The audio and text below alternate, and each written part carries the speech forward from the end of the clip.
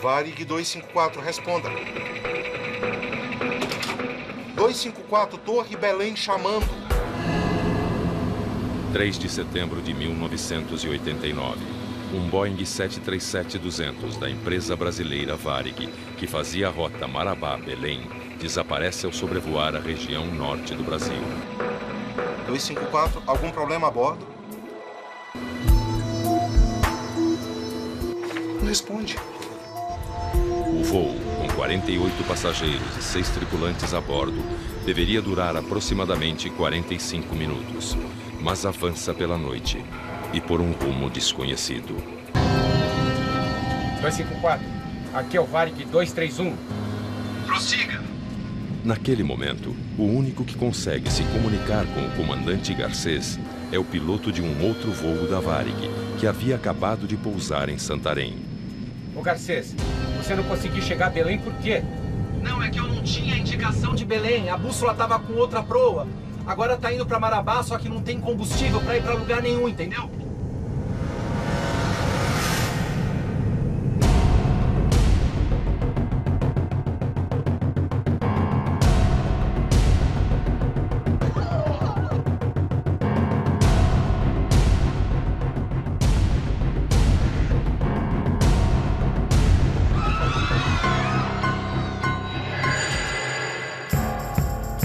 Fomos informados que tinha uma aeronave que estava desaparecida, né? Que tinha saído de Marabá para Belém, não tinha chegado no tempo previsto e fomos acompanhar isso através do serviço de busca e salvamento da FAB. O coronel Ronaldo Jenkins, do Centro de Investigação e Prevenção de Acidentes Aeronáuticos, o CENIPA, foi convocado para comandar as investigações. Alguns aeroportos foram pedidos para ser reabertos, que poderiam servir de alternativa caso eles se localizassem. Na torre de controle em Belém, o clima é de muita tensão. Ninguém sabe o que aconteceu com o voo 254. As últimas informações disponíveis haviam sido passadas pelo piloto Domingos Sávio, comandante de outro voo na mesma região. Ele foi o último a falar com o piloto do voo desaparecido. Eu estava no chão, em Santarém, né? Ele entrou em contato comigo, ele falou que ele estava com 800 quilos de combustível a 8.500 pés. Tá? E estava perto de Carajás. Eu e o comandante Paulo José, nós assumimos outro voo e saímos com o tanque cheio atrás da posição que ele tinha me dado. Nós fomos para Carajás e de lá sairíamos naquela posição. A ideia era achar. Nós estávamos no Rio de Janeiro quando fomos informados que havia um avião perdido e que a gente deveria assumir as posições para se preparar para uma possível investigação. Convocado pela Aeronáutica, o coronel Douglas Machado também integrou a comissão de investigação. O avião decolou de um ponto A e pode estar em 360 graus na distância que a autonomia dele permite. É muito difícil você saber onde ele anda. Na manhã seguinte, as buscas se intensificam. Equipes se concentram na rota principal do voo, entre as cidades de Marabá e Belém. É uma força-tarefa no ar e em terra. Praticamente todo o esquadrão foi envolvido na missão. Nós decolamos com um helicóptero e 2 bandeirantes. Foi as primeiras aeronaves a decolarem. E havia um esforço muito grande, uma vontade muito grande de achar esse avião, né? Como nós sabíamos que tinham 54 pessoas a bordo, a gente tinha uma esperança muito grande que ali a gente ia encontrar a gente viva.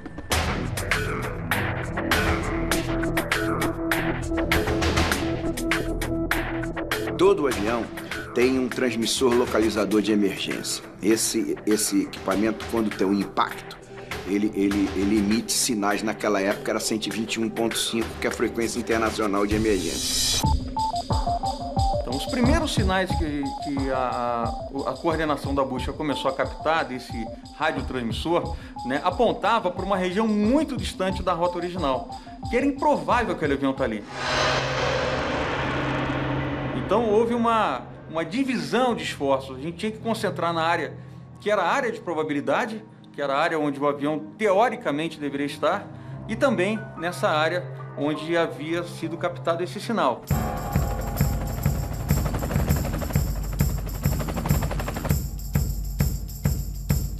44 horas após o desaparecimento, o Varig é localizado.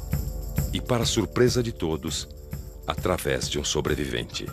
A primeira sensação que eu tive foi de ouvir o latido de um cachorro, de um vira-lata. Aí eu vi que eu cheguei à civilização. Foi a maior alegria da minha vida. O engenheiro paraense Epaminondas Chaves e mais 3 sobreviventes saíram em busca de socorro. Foram mais de 7 horas de caminhada dentro da mata até chegar a uma fazenda. Quando nós chegamos à fazenda, o encarregado da fazenda se dirigiu a uma outra fazenda vizinha, porque lá existia um rádio amador e o rádio amador conseguiu falar com as autoridades em Brasília que tinha chegado os sobreviventes da fazenda. Meia hora depois, começaram a chegar os primeiros aviões da Força Aérea. O avião é localizado em São José do Xingu, a cerca de 1.600 quilômetros de Belém, o seu destino final. Se você pegar um mapa de onde ele decolou e aonde ele deveria chegar e onde ele caiu, é uma região enorme, e é a Amazônia pura, né, com árvores de 30, 40 metros de altura, e numa época onde a cobertura de radar praticamente não existia. Quando eu estava descendo na corda, né, o helicóptero ele faz um colchão de ar, eu já pude sentir o cheiro dos corpos, né? Quando a gente foi chegando perto dos sobreviventes, as pessoas que podiam andar, elas vinham, nos abraçavam, uns pediam, me tira daqui que eu não aguento mais, eu quero ir embora. E as feridas eram muito graves, os ferimentos eram muito graves. Todas elas estavam muito contaminadas, com muitas larvas de mosca, né? O comandante Garcês, quando a gente chegou, ele perguntou para mim se ele estava em Carajás. Né? Carajás ficava muito mais ao norte, né? Eu falei, não, você não está em Carajás, você está no sul do Pará. Ele meio que deu uma assustada assim, nitidamente ele realmente não sabia aonde que ele estava. Os investigadores, entre eles o coronel Douglas Machado, desembarcam na base aérea do Cachimbo, a 500 quilômetros do local do acidente. E fomos de helicóptero para essa área. A partir daí começamos a fazer as investigações. Após a retirada de todos os sobreviventes, a equipe de investigação começa a buscar pistas no local do acidente. A primeira coisa estranha, o avião estava sem as asas, mas estava inteiro. A pancada foi muito grande, eles deram muita sorte. As asas foram arrancadas, desacelerando a aeronave, e a aeronave estava no chão, sem trem de pouso, era só fuselagem, mas com as portas fechadas. Dentro do avião, a gente via o efeito dominó, né? Algumas poltronas se soltaram e foram se deslocando no sentido da desaceleração, quer dizer, para frente do avião, e foram empurrando as outras, e elas foram quebrando e imprensando as pessoas dentro do próprio avião. A tragédia poderia ter sido ainda maior se o voo estivesse lotado. Mas naquele trecho, o Varig levava 48 passageiros, menos da metade da ocupação. 36 sobreviveram, além dos 6 tripulantes. Em meio ao cenário devastador, prosseguem as buscas por pistas. Qualquer papel que fosse interessante, a gente separava, botava num plástico e todos os dados possíveis. Foram fotografadas várias vezes todos os componentes, as cadeiras. Aí chegamos a encontrar cartas de navegação debaixo da cadeira do copiloto. Nós recolhemos tudo que fazia parte do sistema de navegação da aeronave. E passamos, então, a cuidar da caixa preta de voz e de dados da aeronave, foi recolhida. As caixas pretas do Varig 254 são enviadas para análise da NTSB, Agência Americana de Investigação, em Washington. A gente tinha informação de que o Garcês tinha dito para um outro aeronave da Varig que ele tinha perdido as bússolas e que ele estava tentando se encontrar. Ô Garcês, você não conseguiu chegar a Belém por quê? Não, é que eu não tinha indicação de Belém, a bússola estava com outra proa. Nossa maior preocupação naquele momento era o problema da perda de orientação. Uma possível falha na bússola coloca os investigadores em alerta. Eles fazem os primeiros testes ali mesmo no local do acidente. Para ver se via alguma coisa que pudesse desmagnetizar ou então atrair a bússola para mudar o rumo. Tudo isso foi feito no local, esses exames. O fato do piloto ter sobrevivido, ele realmente é importantíssimo para a investigação. Os investigadores precisam desvendar o que parece inexplicável. Por que o Varig 254 foi obrigado a fazer um pouso forçado na mata a mais de 1000 quilômetros do seu destino final?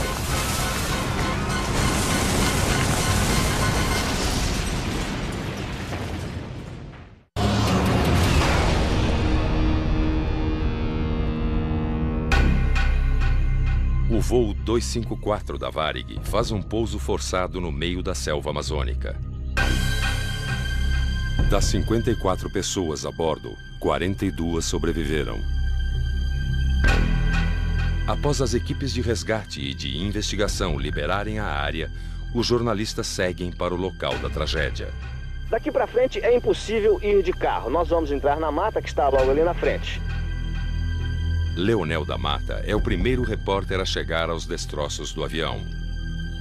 Fizemos uma caminhada de 1h30, 2 horas, não me recordo bem, até que chegamos na clareira aberta pelo avião. É um cenário incrível. Finalmente, lá está o avião, enfiado no meio do mato. Todas essas árvores aqui foram derrubadas por ele ao cair. Lá dentro do mato está apenas o corpo do avião, o que se chama de charuto do avião. É indescritível. Você vê pedaços de tudo em todos os lugares. Você começa a tentar reconhecer isso aqui. Nossa, isso aqui olha, é um pedaço da asa. Nossa, isso aqui E você fica atônito. Deste lado estava o comandante Garcês e este lado da cabine está praticamente inteiro. Agora, aqui na frente, o avião perdeu o bico. Mas do lado de cá, vejam só, ao bater numa árvore, o avião perdeu toda a lateral da cabine. O copiloto estava sentado neste banco e sobreviveu. Longe da selva, os investigadores estudam cada momento do voo 254, a partir do plano de voo fornecido pela empresa aérea e dos documentos do Departamento de Aviação Civil. O tradicional pinga-pinga sai do aeroporto de Guarulhos, em São Paulo, com 7 escalas até Belém.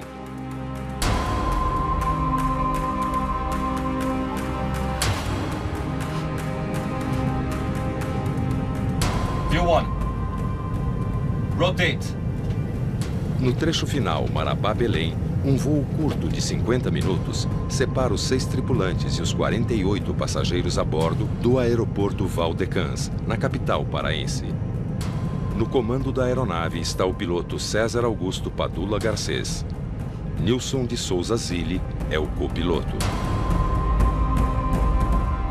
As investigações verificaram que o Garcês era um tripulante bastante dedicado, oriundo da Força Aérea, era piloto da reserva, trabalhou durante 4 anos na Força e saiu para ser piloto da Varig.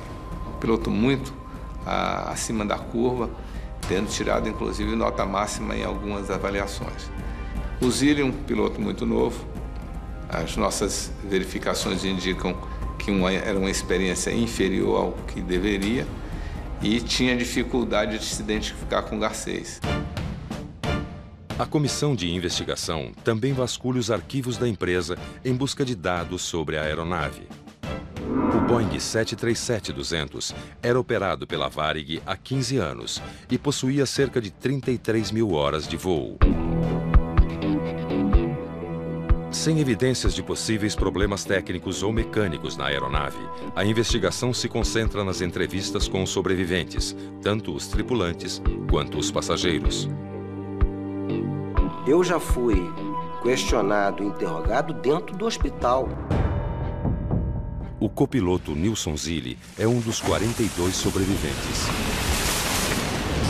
Quando acordei, ou seja, aquela terrível realidade, o Garcês chega perto de mim e me pergunta: como é que você tá? Eu falei assim: eu tô todo mal. Não consigo me mexer, a perna, nem sei como é que tá isso. A clavícula não tá doendo e a cabeça, ou seja, o lado direito não mexe. Aí naquela hora ele já me sugeriu para fazer, eu falei assim: nós precisamos fazer um relatório juntos. Eu falei assim: comandante, acho que não tá na hora da gente mentir. A gente tem que falar exatamente o que aconteceu.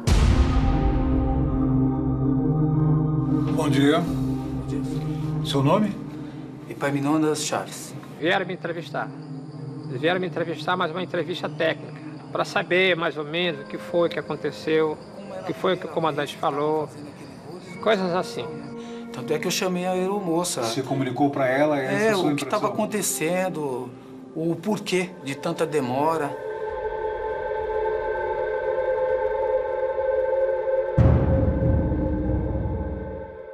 Nós tínhamos um psicólogo na nossa equipe, ele foi conversando e nos trazendo as informações. Havia umas contradições entre o Zilli e o Garcês.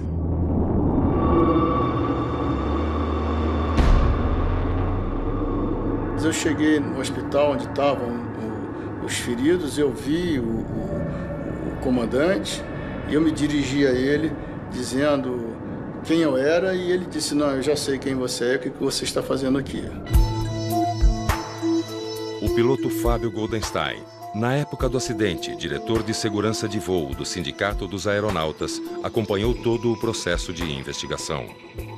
Ao longo das investigações, começaram a surgir informações sobre a personalidade do Garcês e sobre a dificuldade do relacionamento dele com outros pilotos mais novos, com os copilotos. E aí, mais adiante, começou a surgir isso de que ele e o Zilli teriam se desentendido durante a viagem. Eu vou tentar o pouso. O desentendimento entre piloto e copiloto passa a ser uma peça importante na investigação do acidente com o Varig 254.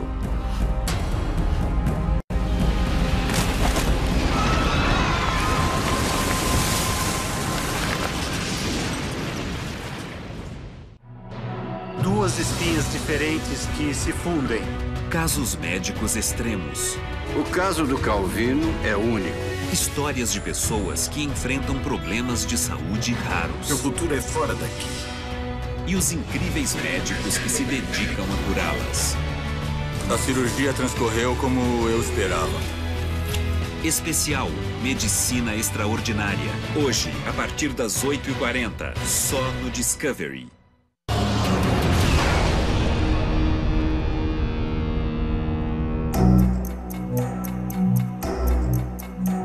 Os investigadores do acidente com o Varig 254 descobrem que o clima entre piloto e copiloto era tenso desde o início do voo. Uma peça que pode ser chave para entender como o Boeing perdeu o rumo e acabou num pouso forçado no meio da selva. Eu fui pro despacho, aí o despachante virou para mim e falou assim: Zilli, tu tá no 254? Eu falei assim: tô. Leva a papelada para mim, por favor. Eu falei assim: com certeza. Cheguei no avião, tá o comandante Garcês, com o jornal aberto. Boa tarde, comandante. Eu tive que me atrasar porque passei no despacho. O despachante perguntou se eu estava no 254 e pediu para entregar isso aqui para o senhor. Não se dignou olhar para mim e disse o seguinte: se o voo tivesse atrasado, ia dar atraso de copiloto. Isso não é função de tripulante, é função de DOV. Eu me desculpe, comandante. Isso não vai mais acontecer. fotos ele ficou assustado. Ele disse que percebeu no comandante uma pessoa que não dava para discutir. Entrei, sentei na minha cadeirinha, fiz o que eu tinha que fazer e pensei cá com o meu botãozinho. Vou ficar caladíssimo nesse voo. O Zílio era um copiloto muito novo, era jovem, pouco experiente e sim, ele foi pouco assertivo. Mas eu acho que parte dessa pouca assertividade dele se deu também pela falta de experiência dele ainda, pela falta de segurança dele. O Garcês assumiu tudo. A parte de voar e a parte de fonia. Eu não fazia mais nada. Eu não era mais nada dentro daquele avião. De modo que quando aconteceu o fato, ele passou o tempo todo sem ser assertivo, sem dizer, Garcês, que está errado. Ele ficava calado. Mas só as gravações registradas nas caixas pretas do avião podem esclarecer o que aconteceu na cabine do Boeing.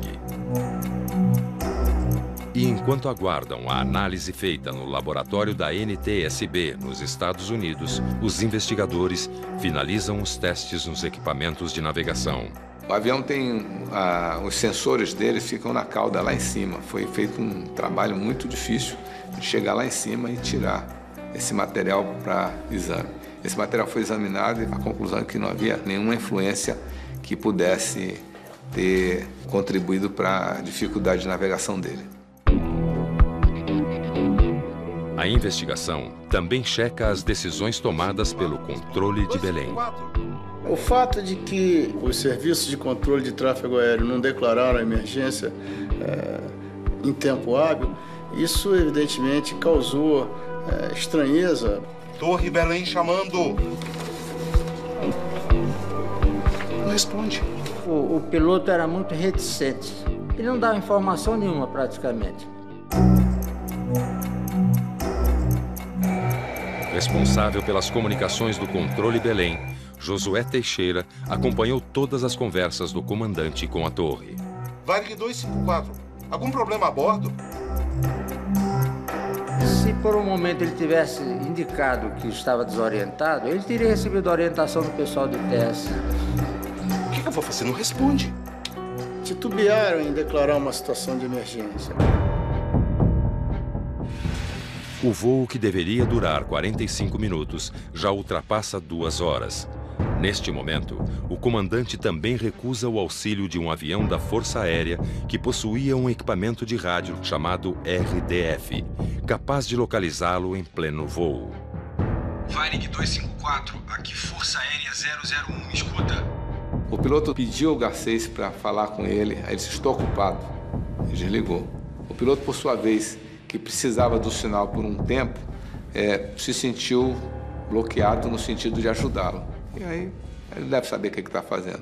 Foi perdida uma grande oportunidade de localizar o avião e orientá-lo para um pouso. A jornalista Solange Galante entrevistou o comandante Garcês 20 anos após o acidente. Ele pensou, não, é impossível eu estar errado. Eu não devo estar errado. Tanto que ele acreditou que os instrumentos que estavam errados, porque o problema dele era de bússola. Quando você começa incorrendo num erro, você tem que ter, em algum momento, isso tem que ser quebrado. Você tem que voltar atrás e verificar o que você fez de errado anteriormente. Os investigadores já conseguiram descobrir várias peças, mas para fechar o quebra-cabeças, eles precisam da análise dos dados das caixas pretas.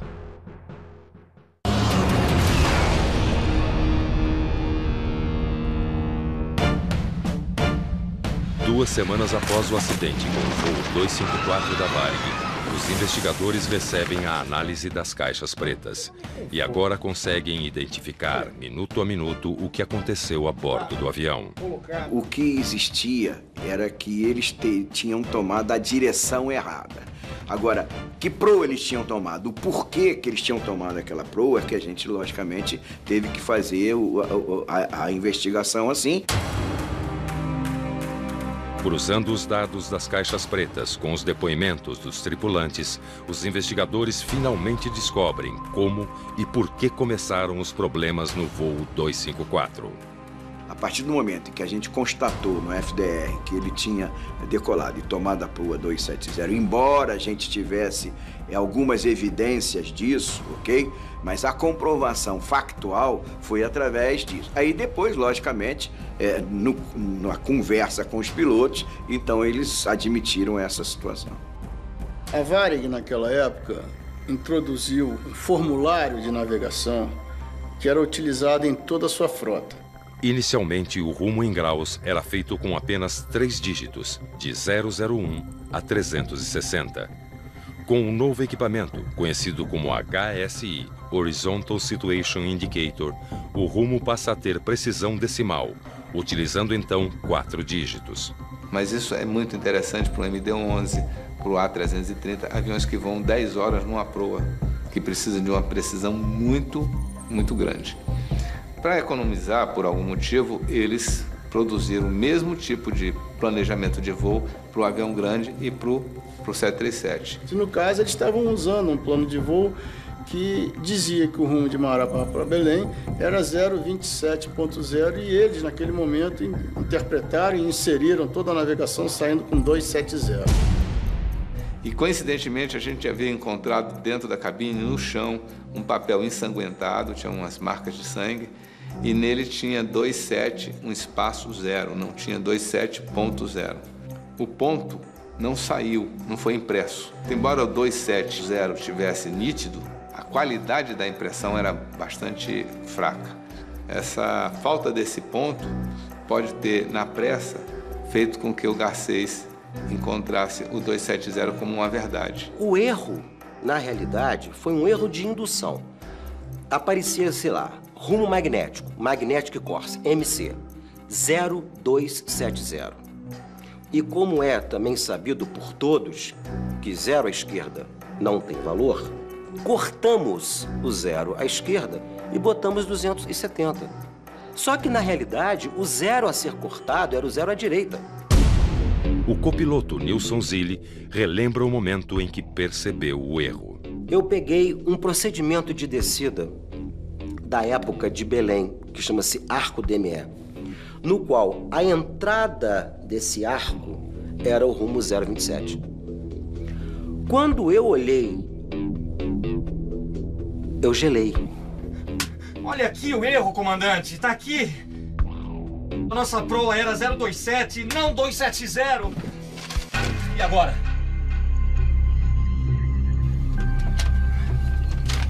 E agora? Eu falei assim, agora vamos subir.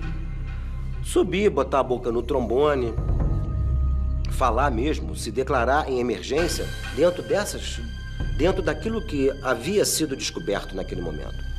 Aí, os companheiros de aviação perguntavam e ele não falava. Já sabia que estava com erro de proa.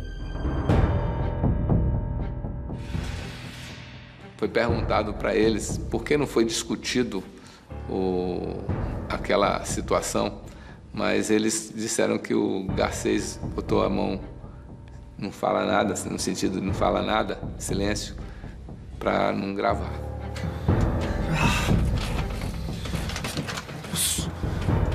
Olha aqui a merda que você fez. Ele fez assim, ó. Isso é verdadeiríssimo. A investigação do Varig 254 procura justificativas para a atitude do comandante Garcês. 2 semanas antes do acidente, ele sofreu um incidente em Paramaribo, quando o avião dele colidiu a asa contra uma escada numa empresa estrangeira. Então, depois dessa falta que ele teve medo que uma falta seguinte, ainda mais um acidente com vítimas fatais, fosse detonador de uma punição grave dele por parte da Varig. A impressão que dá é que ele estava tentando resolver um grande problema e tinha, por cima disso, a pressão da opinião sobre a qualidade do voo, do que estava acontecendo. Eu aceitei isso. Também não tinha como não aceitar. Garcês, 10 anos de Varig, 8.000 horas de voo. Eu, 1 ano de Varig, 680. Não tinha como, não tinha condições técnicas e moral para contestá-lo. Desde o momento em que Zilli e Garcês descobriram o erro cometido até o combustível acabar, passaram-se 1 hora e 15 minutos de voo. Varig 254, Torre Belém chamando, responda. Tempo suficiente para pedir ajuda e tentar reverter a situação. Estamos voando e nada de Carajás também, porque onde é que fica Carajás? E sintoniza Carajás e nada de Carajás. Vai acabando o combustível. Ele chama a chefe de equipe e diz que ia fazer um pouso forçado. Aonde?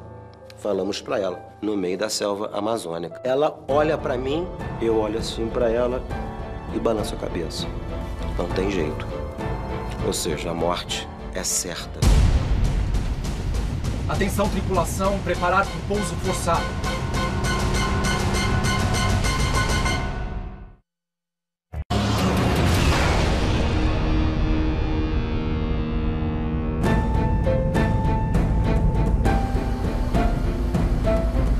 Senhoras e senhores passageiros, é o comandante que vos fala.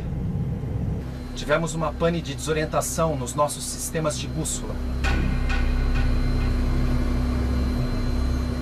Na cabeça da gente, naquele momento, passa muitas coisas. Eu simplesmente não queria acreditar e queria que aquilo não tivesse acontecendo comigo. E achava que aquele momento não era minha hora ainda. Deixamos a todos com a esperança de que isso não passe apenas de um susto para todos nós. Este é o último registro das caixas pretas. Sem energia elétrica, ela para de funcionar. Quando os motores pararam a 8.000 pés, a gente não tinha mais nenhuma informação. Então eles passaram 8.000 pés descendo, talvez 10 minutos, 12, sem que tenha sido registrado nada. Se ele não tivesse ficado vivo, a gente só sabia a velocidade e como bateu. O embarque, para mim, foi tudo tranquilo, normal. Nos depoimentos durante a investigação, os passageiros contaram o que viveram naqueles minutos que pareciam uma eternidade. Muita gente rezava, eu rezei muito. Porque não é fácil você estar lá em cima, naquela altura, e o cara chegar e falar, nós estamos perdidos. Você ouvir e o combustível está no final, você se sente completamente sozinho. O Garcês bate no meu ombro e me diz a seguinte frase. Desculpa, velho. O erro foi meu, a gente se encontra no outro lado da vida. Eu olhei para ele. Ele suava e tremia. Eu falei assim, caramba, o cara já tá morto. Aí ele falou assim, vamos fazer esse pouso a 4 mãos. Aí eu peguei, reclinei a minha cadeira ao máximo, apoiei o meu braço aqui, onde ficam os rádios, e segurei o manche com essa mão aqui. E vamos embora. Vamos embora pousar esse avião. Flaps down. Sem combustível e sem energia elétrica, os tripulantes perdem avião. Não tinha mais nada. Só nariz, ou seja, só atitude. Então, se fosse muito o ângulo de ataque muito acentuado, estolava, caía. Muito rápido. Vai bater. É a única coisa que eu me lembro disso. E ali apaguei. A desaceleração foi tremenda. Eu acho forte aqueles que sobreviveram, porque você vendo o estado interior do avião, foi uma coisa assustadora. O deslocamento das cadeiras é mais um ponto polêmico estudado pelos investigadores. Das 109, apenas 7 permaneceram no lugar. Se o voo estivesse lotado, a tragédia poderia ter sido ainda maior. As cadeiras saíram porque, ao bater, o avião estava no impacto maior do que aquele previsto para a cadeira suportar. O projeto estava de acordo com o que prevê os regulamentos da época da fabricação dessa aeronave.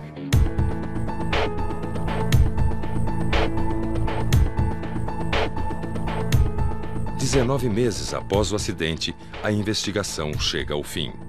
Com todas as peças do quebra-cabeças analisadas, os investigadores do voo Varig 254 conseguem entender a sequência de erros e desencontros que resultaram no acidente. Você pode ir reto à esquerda. Boa tarde, tudo bem? 3 de setembro de 1989.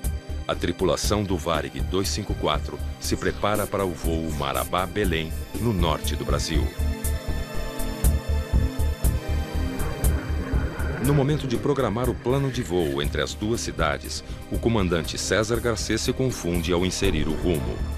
Ao invés de 027, ele insere 270.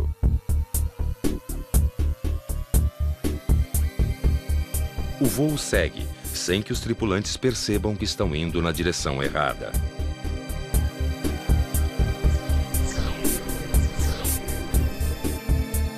Centro Belém, Varig 254.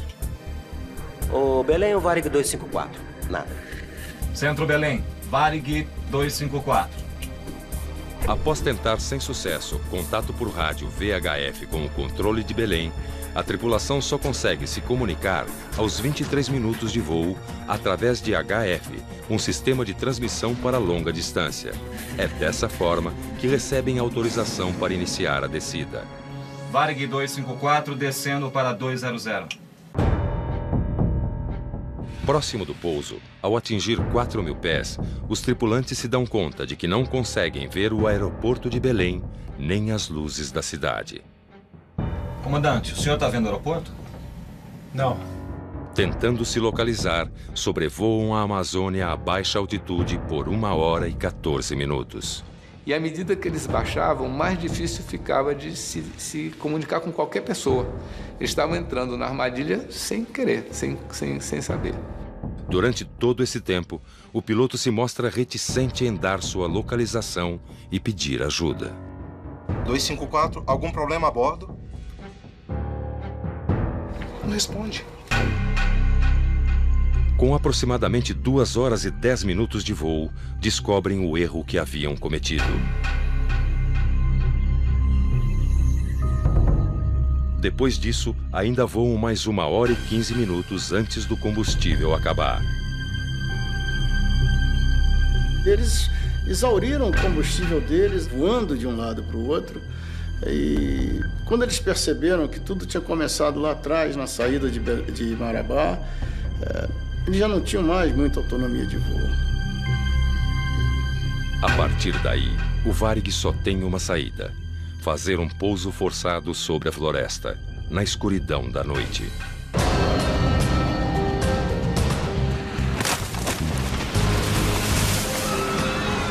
Dos 54 ocupantes do voo, 42 sobrevivem.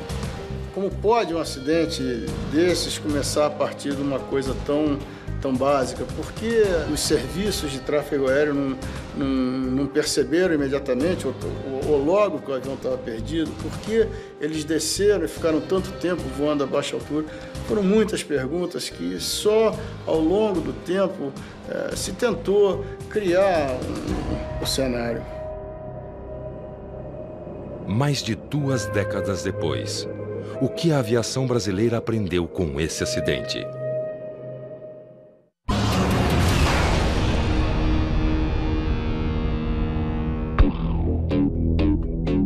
O relatório do CENIPA, Centro de Investigação e Prevenção de Acidentes Aeronáuticos, aponta a principal causa do acidente do Varig 254: erro da tripulação. O relatório final apontou mais de 20 contribuições para o desfecho. Então, desde de um documento que veio faltando dados que pudesse orientar o piloto, um alerta situacional relativamente baixo dos dois, falta de coordenação entre eles. A falha na leitura do rumo, segundo o levantamento das investigações, decorre da falta de conhecimento do comandante do novo padrão utilizado pela Varig na época do acidente. O treinamento, na minha opinião, foi inadequado. O caso deles não foi o primeiro caso de piloto que se confundiu, mas seguramente todos os casos anteriores os pilotos perceberam muito rapidamente o bastante rapidamente de que haviam cometido algum erro e corrigiram a situação. Com o impacto do avião sobre as árvores e o solo, das 109 cadeiras, apenas 7 permaneceram no lugar. As outras se soltaram e, como num efeito dominó, esmagaram muitos dos passageiros. Até aquela época existia um limite, né, de certificação para uma determinada carga G, né, número da força de gravidade, né? Hoje em dia, depois desse acidente, tanto o piso da aeronave e as próprias cadeiras em si, esse número de carga G aumentou, praticamente quase que dobrou. Mais de 20 anos depois, o que mudou na aviação brasileira para que um acidente como esse não se repita? Você hoje em dia, você já não navega mais por agulhas que te apontam para direções. Você hoje tem uma tela de computador, você tem uma tela nos teus instrumentos que te traça uma rota de navegação a ser seguida. Mas ainda assim, é uma boa prática os pilotos confrontarem os rumos, as distâncias com as cartas de navegação. Nós não tínhamos controle radar naquela época também, quer dizer, o avião não estava rastreado, uma série de outras coisas que hoje em dia, por exemplo, já não aconteceriam. A relação distante entre piloto e copiloto, constatada pela investigação, dificultou ainda mais a situação durante os momentos de emergência. A aviação civil brasileira e do mundo inteiro aprendeu que precisa gerenciar melhor os recursos de cabine, precisa aumentar a padronização e a integração ali existente. Foi basicamente um fator humano que provocou esse acidente. Esse acidente, eu posso te dizer, ele não se repete nessas circunstâncias que ele está aqui, mesmo que o mesmo erro ocorra, entendeu? A situação hoje é completamente diferente, quer dizer, nós já tivemos uma evolução muito grande. A Justiça Federal condenou piloto e copiloto a 4 anos de detenção, convertidos em pena alternativa e pagamento de multas mais honorários. A minha punição foi política, porque eu não mandava igual ele, eu não era comandante. Flaps down. Eu acho que a punição dele foi justa, porém eu acho que toda a culpa não deveria ter sido jogada somente em cima dele. Muita gente deveria ter sido punida. Na Varig, no controle de tráfego aéreo brasileiro. Foi uma punição correta, porque houve negligência por parte da tripulação. Eles não foram humildes em pedir socorro quando viram que estavam perdidos. Ele não errou sozinho. Todo acidente é um monte de elo que se fecham. O castigo que eles mereceram é a consciência, no caso do Garcês, a própria consciência dele. O comandante Garcês, que nunca mais esteve à frente de voo comercial, ficou marcado pelo erro. A carreira dele praticamente foi encerrada, né, devido à alta notoriedade que foi dada ao acidente envolvendo exclusivamente o nome do piloto. Para os sobreviventes, o acidente mudou para sempre o jeito de cada um viver e pensar. Eu reciclei tudo. Valores em que eu colocava em certas coisas, eu mudei de lugar. Então eu descobri que a maior importância do mundo é a tua família, é amor, que o resto não importa. Você vê as pessoas hoje com mais generosidade. Eu olho também esses desastres que já aconteceram após o nosso. Eu vejo que nós somos umas pessoas felizes, nós tivemos mais sorte. E que, se olhar para trás, se fazer uma comparação entre o nosso acidente e os outros que houveram, que não saiu nenhuma pessoa viva, nós somos muito beneficiados pela lei divina.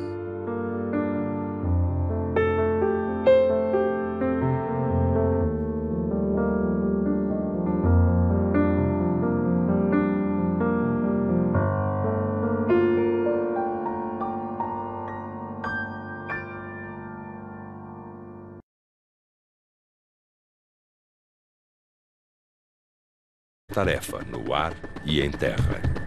Praticamente todo o esquadrão foi envolvido na missão. Nós decolamos com 1 helicóptero e 2 bandeirantes. Foi as primeiras aeronaves a decolarem. E havia um esforço muito grande, uma vontade muito grande de achar esse avião, né? Como nós sabemos que tinham 54 pessoas a bordo, a gente tinha uma esperança muito grande que ali a gente ia encontrar a gente viva.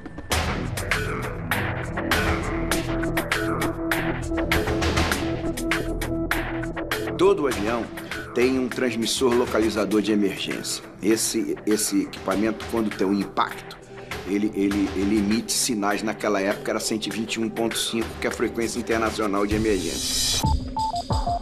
Então, os primeiros sinais que a coordenação da busca começou a captar desse radiotransmissor, né, apontava para uma região muito distante da rota original, que era improvável aquele avião estar ali. Então, houve uma divisão de esforços. A gente tinha que concentrar na área que era a área de probabilidade, que era a área onde o avião teoricamente deveria estar, e também nessa área onde havia sido captado esse sinal. –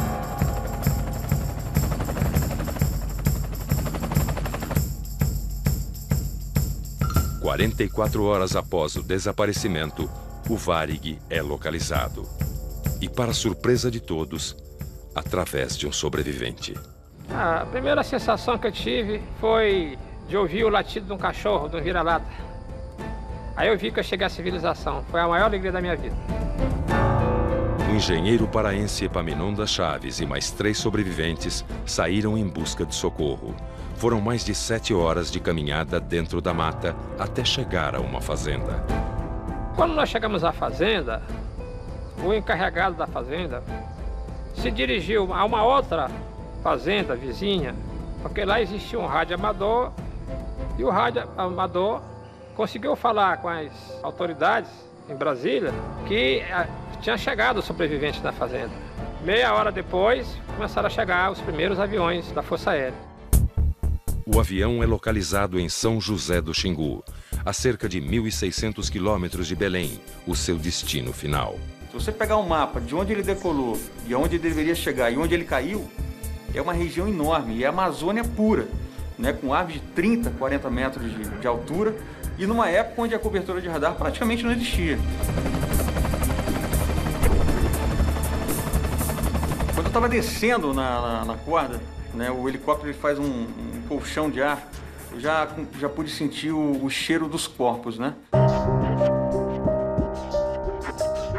Quando a gente foi chegando perto do 254, as últimas informações disponíveis haviam sido passadas pelo piloto Domingos Sávio, comandante de outro voo na mesma região. Ele foi o último a falar com o piloto do voo desaparecido. Eu estava no chão, em Santarém, né? Ele entrou em contato comigo, ele falou que ele estava com 800 quilos de combustível a 8.500 pés. Tá? E estava perto de Carajás. Eu e o comandante Paulo José, nós assumimos outro voo e saímos com o tanque cheio atrás da posição que ele tinha me dado. Nós fomos para Carajás e de lá sairíamos naquela posição. A ideia era achar. Nós estávamos no Rio de Janeiro quando fomos informados que havia um avião perdido e que a gente deveria assumir as posições para se preparar para uma possível investigação. Convocado pela Aeronáutica, o coronel Douglas Machado também integrou a comissão de investigação. O avião decolou de um ponto A e pode estar em 360 graus na distância que a autonomia dele permite. É muito difícil você saber onde ele anda. Na manhã seguinte, as buscas se intensificam. Equipes se concentram na rota principal do voo, entre as cidades de Marabá e Belém. É uma força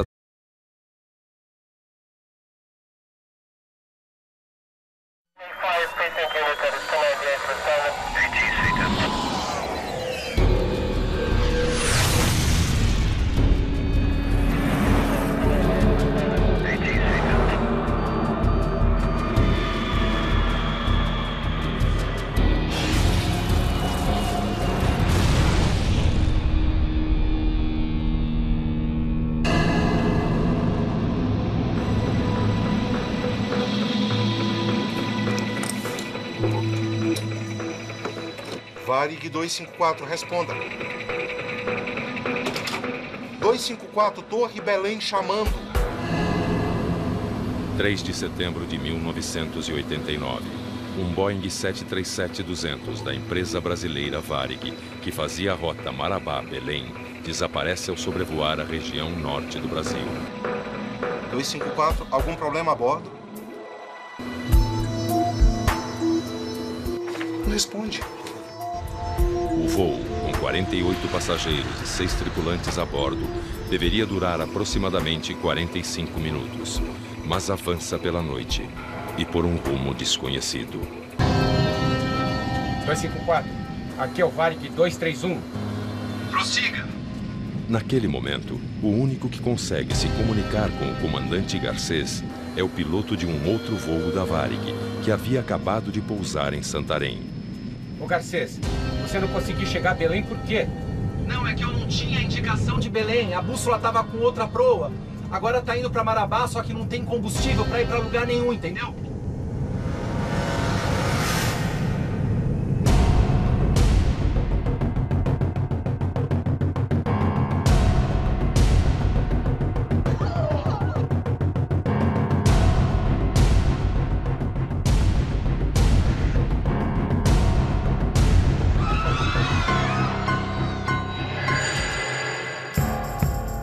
Fomos informados que tinha uma aeronave que estava desaparecida, né? Que tinha saído de Marabá para Belém, não tinha chegado no tempo previsto e fomos acompanhar isso através do serviço de busca e salvamento da FAB. O coronel Ronaldo Jenkins, do Centro de Investigação e Prevenção de Acidentes Aeronáuticos, o CENIPA, foi convocado para comandar as investigações. Alguns aeroportos foram pedidos para ser reabertos, que poderiam servir de alternativa caso eles se localizassem. Na torre de controle em Belém, o clima é de muita tensão. Ninguém sabe o que aconteceu com o voo